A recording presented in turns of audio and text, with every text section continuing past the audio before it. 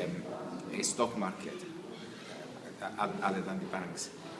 And it doesn't have any other means of liquid savings, even illiquid savings, which was land. Land prices have come down a lot, so people lost a lot of money there. So the only source of savings that Cypriots had, where they put their money, was deposits in the two major banks mainly.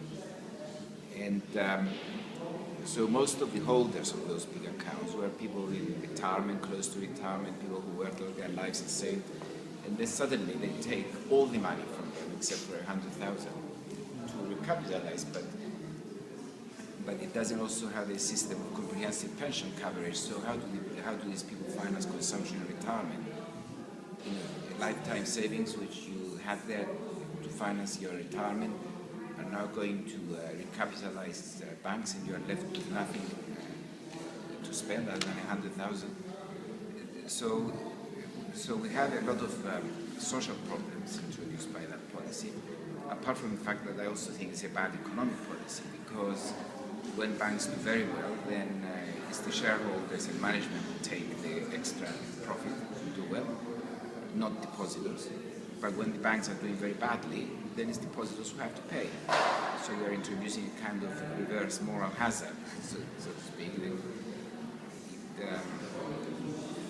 It discourages people from investing in the future in big sums of money, because you know that if times are good, you are not going to benefit, and if times are bad, you will suffer.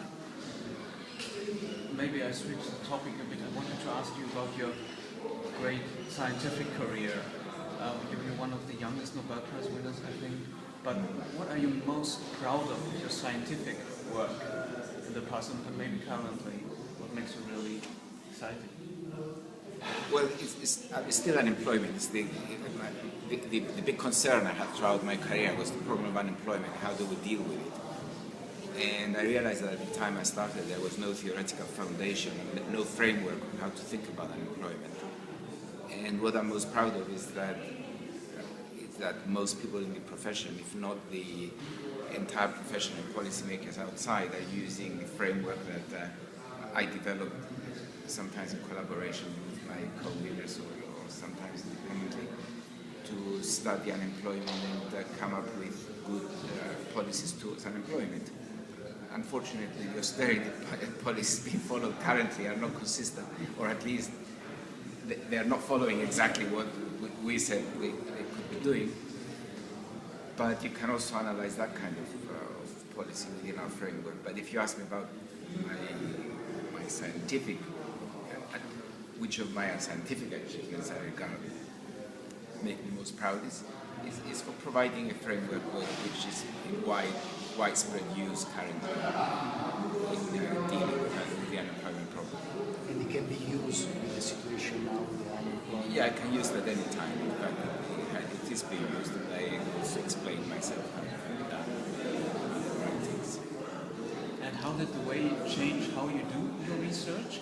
I mean, economics have developed from a more qualitative language to a lot of quantitative models nowadays. Yeah. And some people say maybe there's some business get lost and people only look at the numbers. How do you see this change? Well, the change is good actually in many ways, because it's telling you what's quantitatively significant in a complicated economic world. And both economic models, but also the economy as a whole, they become too complicated to solve piece by piece. So it's good to have the whole picture together.